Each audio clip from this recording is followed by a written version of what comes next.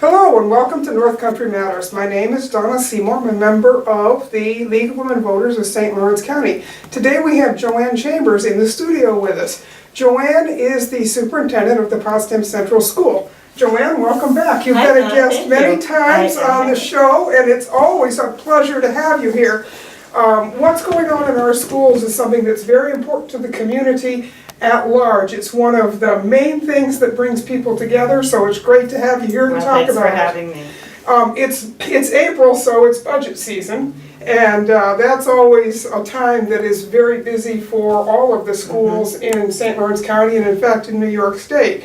And you all have been hard at work preparing the school budget for next year.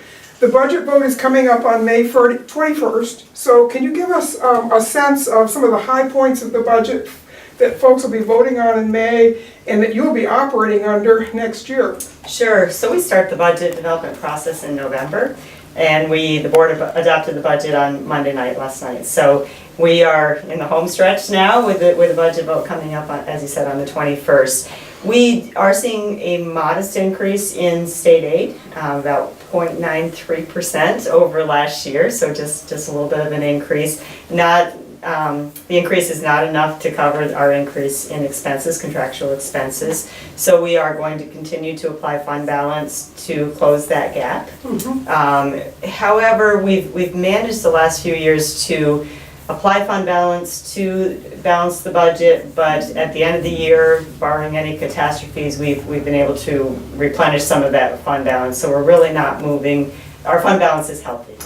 You're not draining the bank account, not having something go back into it. Exactly, and I do credit, we have a brilliant business manager, Laura Hart, who's very fiscally conservative, and she budgets conservatively and hopes for the best, and we're in pretty good stead. So even without a significant increase in state aid, our district is going to be just fine this year. Well, that's certainly a change from a few years ago, isn't it? It absolutely when Potsdam is. and Canton were really struggling. Yes, we're doing okay. We won't have to reduce any programs or staff, which is always what you like to see. And we will be adding one position to the budget, and that is a director of technology, curriculum, and instruction. So with our one-to-one initiative, we're just finding that we really need that administrative support. And this position will also support teachers in curriculum alignment, integrating technology into their instruction and things like that. And integrating technology is where it's at, isn't it? I mean, it's where it's at in the business world, it's where it's at in the real world, and so schools have to be sure they're preparing students, don't they? Absolutely, and we know we're preparing students for jobs that don't even exist yet. Yeah. And so we know the skills are really not about using the technology. Technology is only a tool, but we know kids will need skills in collaboration and problem solving and critical thinking and communication, and so technology is just a vehicle to teach those skills. And that's really a critical skill these days, because what we're finding is for a lot of folks who are losing their jobs, it's because they can't compete in the work workplace the same way that they could maybe when they were first in it. Right? Well, it was quite common for my parents, certainly in my generation. You worked one job your whole life, or in the same industry at least your whole life. You might have moved around a little bit, and now kids need to be nimble. They will work 20 jobs in their lifetime, and so we can't prepare them for any one of those knowing that they'll be working 20. So they have to have skills that can move easily from one job to the next. So were educators pleased overall with the emphasis or the way the education money came out in the budget this year? Because of course it was a brand new year in Albany, and with the same Democrats in charge of both the Assembly and the Senate, I think there was a hope that education was going to get a big boost in funding. That was not a hope that was realized. Well, it was not. We always hope for a little more, and certainly we're squeezed by the tax cap. Right. So we're limited on the amount of revenue we can raise that way. So we do really look to our legislators to provide that funding to keep the school afloat. And in the last several years, there's not been, the amount of funding we get is not meeting the needs of the district. We're only surviving because of our fiscal conservative the ability to underspend our budget a little bit and keep that fund balance has really kept us alive. Well, education funding is something that we build for the future by using it, and if we underfund, then who are we hurting? We're hurting ourselves, and we're certainly hurting our children. Absolutely. So, Joann, this last year has been one of the most challenging years for school administrators in terms of weather, hasn't it? You've had late starts, early dismissals, snow days, sometimes all in the same week. So climate change is a fact of life in terms of the school calendar planning. Have you had to rethink how much time you allot in the next year's school calendar for weather delay? It's interesting. In the time that I've been an administrator, I've seen the school calendar. We used to build in 5 emergency days. This past year there were 7 built in the calendar. And I think it's exactly what you explained. We're just seeing a greater use in those days. And it's nice to have 7. I think it's made the decision making a little bit less stressful to know you've got those days to rely on, and we certainly don't want to put kids in danger and be on the road. So it's easy when you have 7 days built in to make that decision for a 2-hour delay or an early dismissal. And we have a pretty good communication network among the superintendents, so we're all watching the weather and sending text messages back and forth and trying to really... At 0 dark 30. Yes, absolutely. Trying to make an assessment, and our transportation supervisor, he's out driving those roads and talking with the town and the village supervisor. It's quite an extensive decision-making process, and you hope you get it right every time. So what happens, Joann, to the curriculum? Because I know I was talking with my sophomore granddaughter who said at one point this winter that she hadn't been to global studies in 4 classes, and she was way ahead on chemistry labs just because of how the delays were hitting the school curriculum. It's very challenging from a teaching perspective, for sure. Our teachers do develop a year-long plan, and so they're able to make those adjustments. They know where they need to be at the end of each month, and so they do try to make those adjustments, but it's very challenging. And for some of those high school teachers, they may have multiple sections of the same course, so then they've got kids in different places as they're moving through the curriculum. So it takes a while to play the catch-up game and get everybody back, doesn't it? So last July in New York State, we became the first state to actually require a mental health education curriculum in all the grades. And we've seen from a lot of reports that school kids in particular are really suffering a lot of mental health challenges. And in a place like the North Country where we have very limited mental health resources, that's been a real problem. How is Potsdam meeting that curriculum need, and more importantly, how are you meeting the needs of your students? That has become one of the greatest challenges, for sure. In terms of the curriculum, our middle school and high school health classes have always addressed mental health needs as part of their curriculum, so that was already done. For the elementary children, we actually found the Positivity Project. We did a crosswalk in the summer, and so many of the character strengths that we were already teaching as part of the Positivity Project aligned really well with the mental health standards. So that was a way, even with our very youngest students, to talk about things like perseverance and building those empathy skills and asking an adult for help if you need it. So that was aligned very well, and I don't think kids would say they're learning a mental health curriculum. It's just embedded in the day-to-day operations of the school.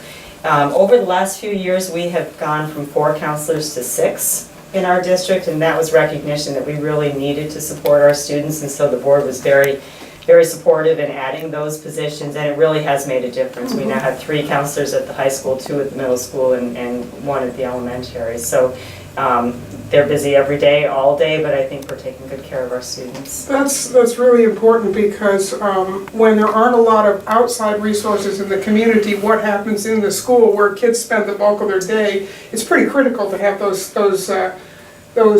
counselors and that kind of help available, isn't it? Absolutely. I think we're recognizing more too that we need to give kids skills to build resilience. It's not just about counseling per se, though that can be one approach. So we're seeing more teachers using mindfulness in the classroom as an example. So a way to calm yourself, a way to not be stressed and feel anxiety, which we know anxiety is through the roof. So we're actually taking time to teach some of those skills and maybe avoid some of the problems down the road.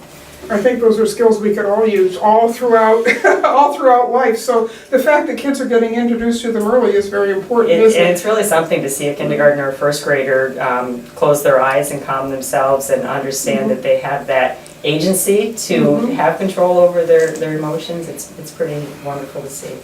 One of the things I know, Joann, that you work on personally is the Suicide Prevention Coalition that is working to educate and prevent suicides here in the North Country. Can you tell us a little bit more about what that group does and how that helps to support everybody who may be in trouble? I'm happy to talk about that. It's a passionate subject of mine. Having lost students over the years to suicide, it's something that I think we all need to be paying attention to. And the mission of the Suicide Coalition is very simple, and that is to provide tools to the community so that we can prevent suicide in our county. So we do an annual fundraiser. There will be a walk in September, and that money is used for one purpose only, and that is to provide QPR training. So QPR, I'm probably going to forget the initials. I think it's question, prompt, refer. But it's likened to CPR. So anybody can learn CPR and save a life. QPR can be taught in an hour to any individual, even kids. And it's a way to question somebody who may be having trouble, maybe having suicidal thoughts, and get them the help they need. So the money that's raised through the walk is to train the trainers, who will then go free of charge into any school, any business. I know they did a training at Walmart. They've done trainings at some of the industries in the county, and they're more than happy to come through. And that's all comes through the coalition. So we can schedule that for people if they're interested. You know, there's nothing worse than being a person who's talking to someone else who it's clear that they're thinking about suicide, and then you have no idea what to do next. So exactly, and I think people are sometimes afraid to ask the question, which is, are you thinking about suicide? And that isn't going to cause somebody to become suicidal, but articulating it is going to be the first step in getting them help. Right. So those are important skills. So in terms of good mental health and the Positivity Project, that starts at the elementary level. Does it continue on through the middle and high school level? Because you're really in the early stages of it. Yeah, our expectation is that it's pre-K through 12, but it looks a little different in the three schools, and it's still kind of evolving. But I'm very excited this year that we have a high school club that started, and they've taken this to a whole different level. So having students teaching students is so much better, I think, with older kids than the adults leading that way. So that group is still evolving. I'm not sure exactly all the things they're going to do, but they're very interested in just having a positive impact on their school and their community. This club is also has a facet where they become a SAVE club. So SAVE is Students Against Violence Everywhere. It actually came out of Sandy Hook Promise. And the idea is empowering students to see something, say something, and make a difference in keeping their school safe. A lot of our kids are really anxious about coming to school. They see horrible things happening on the news, and this is a way to empower them to really be a part of making their school safe. And kids, let's face it, are often the ones who know what's going on, much more so than the adults, because of the grapevine that goes on in terms of communication. It's true, and there's kind of a code of silence, particularly among older kids, where they don't want to involve an adult, and in almost every time when there's been school violence, after the fact, it's discovered that somebody did know or they saw something on social media. So the idea of the SAVE Club is really to try to change that culture where it's okay to involve an adult and you really need to, instead of just trying to solve all the problems yourself. Right, because those are big problems to try to tackle, that's for sure. So, so you're doing, there's some peer counseling going on then, I take it, in terms of some of these organizations, especially at the high school. It's empowering students to help and to prevent things as well. Be a part of the solution instead of feeling like a victim. Yes, that's a very good way to put it. So we've gone through at least the first waves of state testing too, haven't we, at least in the elementary school? This year there were some school districts who had trouble getting the computer test results sent to Albany because of some, I guess, software glitches. Did Potsdam have that problem? We had some problems in our middle school. So there's a testing window, and the middle school happened to schedule their testing before the elementary. So the elementary students were not impacted by this glitch. Some of our middle school students were, but everybody's test was able to be submitted eventually the same day. It was, I think, a worse scenario in some other parts of the state, but all of our kids handled it really, really well. Rolled with the punches, knew that this was not anything, within their control, and we did resolve it eventually. And the math testing, I think, starts next week, and we've been advised to stagger the testing in a different way so that so many kids in the state wouldn't be taking it at the same time. Okay, so that will help solve some of Hopefully. those massive, everybody trying to get the Right. results in the same time.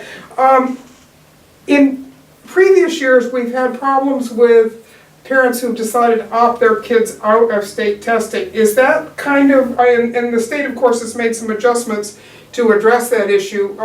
Did you have any trouble with opt-outs this year, or much trouble with it? Not at all. I think our participation rate overall was about 96%. Okay. So we had a handful, and we respect parents' decisions. They have a variety of reasons why they may not want their child to sit for the test. But I do think the adjustments the state made a big difference. The tests were very long initially and exhausting. For kids who really took them seriously and wanted to do well, they were exhausted by the end of them. So shortening the exams, shortening to 2 days instead of 3. Even the computer-based testing I see as progress, because eventually we will get results much quicker with computer-based testing, so that's a positive, because we don't want kids just to take a test to take a test. We want to be able to use that information to inform our instruction. So the sooner we can get those results back, the sooner we can do that. And that's really the point of testing, isn't it? So that you can assess what you're doing that is actually being taken in by the child, and then they're able to actually use that information. It's Right. not just And it's not testing for the fun of testing. No, and it's not about assessing students for a grade. It's really about measuring the effectiveness of your program and where do we need to make adjustments. Okay, and so that gives you the information you need to make those adjustments and overall make the curriculum more effective. Absolutely. Right. So one of the things that we've talked about in the past is the possibility of changing the start times here in Potsdam. And I know in the last few weeks you've had a couple of parent information meetings about that. Can you kind of give us an update about where we're at with that and how the kinds of questions that you were getting, and what do you think the progress is on that the start time? Because we know from research that it would make a difference for a lot of students. It's been a long process. I never would have expected it to be such a complex problem. So when I first began as superintendent in 2015, the Board of Education identified our goals for the year, and one of the things they wanted to investigate is whether we could adjust the start time for secondary students to align with the recommendations of the CDC, American Medical Association, and many others, that secondary schools not start before 8:30 a.m. And it seemed like a simple question, but we're a big organization, and there's a lot to it. And a lot of inertia to overcome. We've always done it this way. Well, there is that. I think we've moved to the point where many in the community do accept that it would benefit older students. I think the research, it's been around for 15 years, and more studies come out, everything from depression to car accidents to many student health issues are related to a lack of sleep. So I think we've moved to the point where many people understand it would be beneficial to secondary students, but it's still a very complex question. So over the last 4 years, I've developed 3 or 4 options that we could achieve that later start time, but each one of them has a variety of implications for other parts of the district. So these 4 options were presented at 2 community forums. We had, I think, about 50 people in attendance, mostly parents, but a couple of students and a couple of staff members. 50 at the first forum, maybe 35 at the second forum.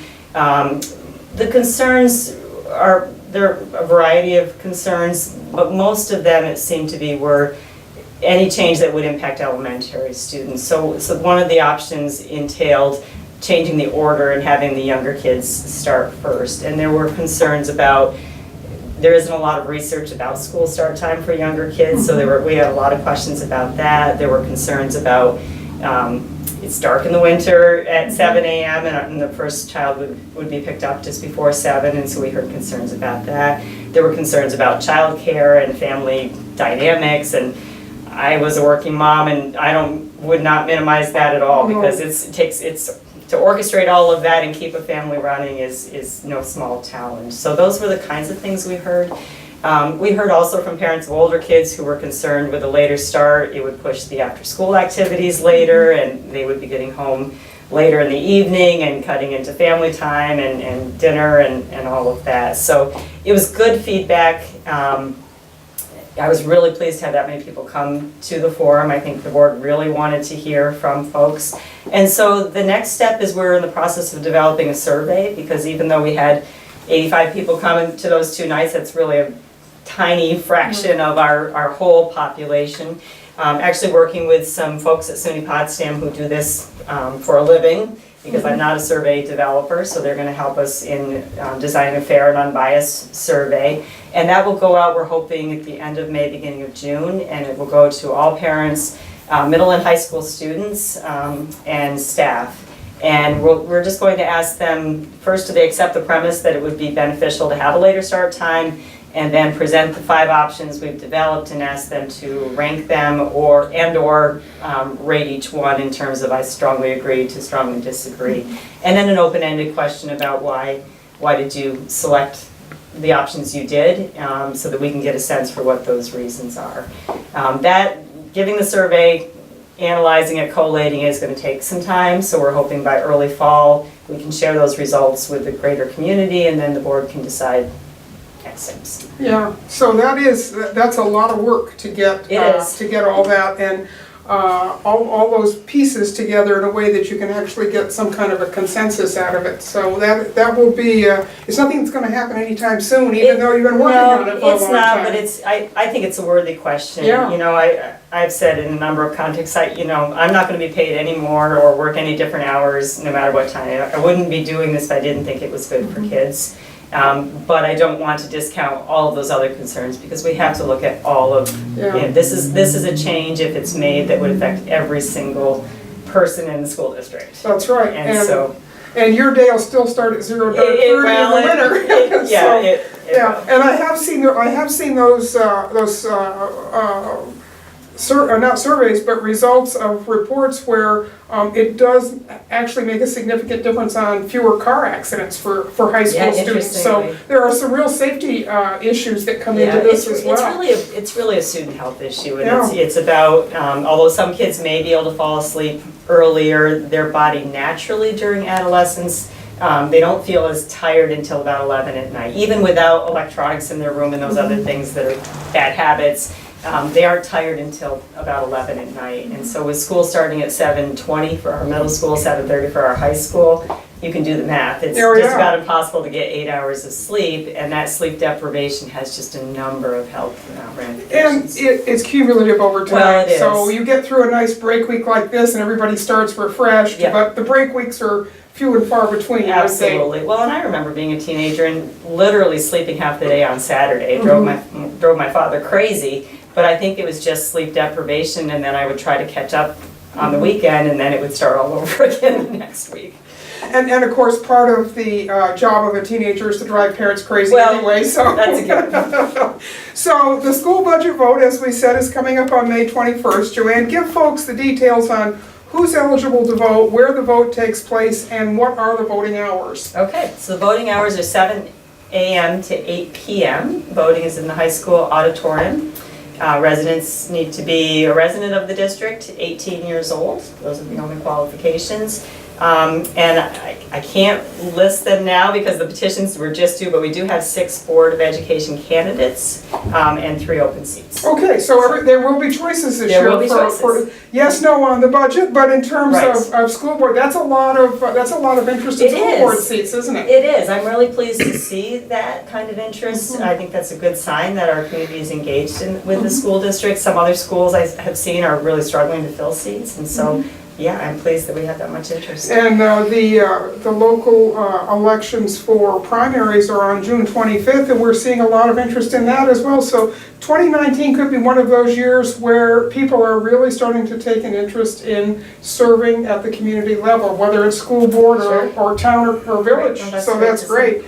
I have a question for you. I've been going by the elementary school and I see there's new construction out in the playground. Is that what is that? That is a playground pavilion. Okay. So almost 2 years ago now, a couple of our elementary teachers, Penny Varney and Tina Parker, approached the district and said, we'd really like to fundraise to build a pavilion on the playground. Now these are 2 kindergarten teachers, and their concern was in the early fall and in the late spring children on the playground have no shade, and it's hot and really uncomfortable and not good, not healthy. And so their idea was they wanted to fundraise. The total cost was about $75,000, which is a lot of money. But they had seen one of the churches over on Castle Drive, I can't remember the name of it, has a beautiful pavilion there, and they had seen that and had done some research. So we said, have at it. We're happy to do that. So they have just been tireless in their fundraising, and then Assemblywoman Jenny was able to secure $50,000 for the project. So that made a big difference. So we're really excited to see that, and that we're hoping that is a community pavilion that families can have birthday parties there, or that kind of thing. And it'll be there all summer long when kids are using the playground, and it's even hotter than it is late fall and early spring, so that's great. So the renovation projects are all, the current renovation projects are all complete, is that correct? That is correct. There's no construction going on right now except for the playground pavilion. Are you thinking down the road that it'll be time to do some more renovations? We're always thinking about the next project. So the schedule of projects really is dependent on when debt is paid off. So as you pay off a project, your advisors start to say, you really need to be thinking about the next project. So I believe 2023 would be when we would take on new debt, which really means we would be starting this spring and summer with some early planning, building condition surveys. The architects do that to kind of give you an assessment of all of the needs in your district, prioritizing the things that really must be done in a project versus the things you'd like to do. So that will all be starting very soon. And I suspect this project will be focused primarily on the middle school. We always think of the middle school as the newest building in the district. But it's over 40 years old. It was built in 1973, so I was in a classroom today and noticing, and I was a teacher in the middle school, so it's very familiar to me. Those cabinets, everything, all the fixtures in that building are original, 1973, so that building needs attention.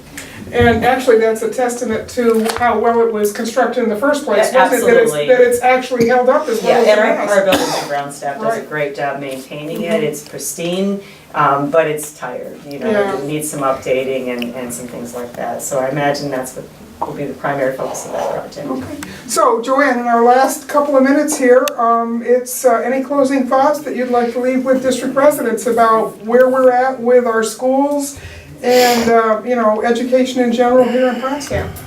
Well, I think we have a wonderful school district. I brag about it all the time. I often have the opportunity to do tours for families visiting or maybe deciding which community they want to live in, and there's so many great things to talk about here.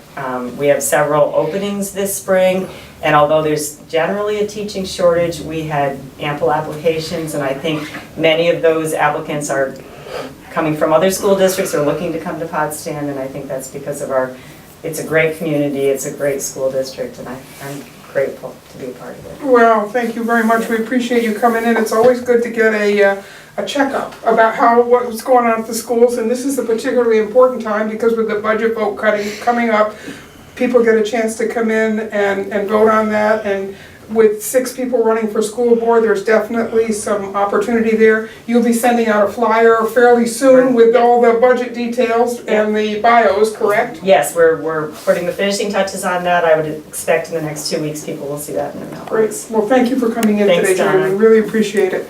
So these conversations are a production of North Country Matters, which is filmed here in the Fred W. Cleveland Computer Center of the Potsdam Public Library. These shows are a civic collaboration between the League of Women Voters of St. Lawrence County and the Potsdam Public Library. Until next time, remember, our North Country matters. Joann, thanks so much. Painless.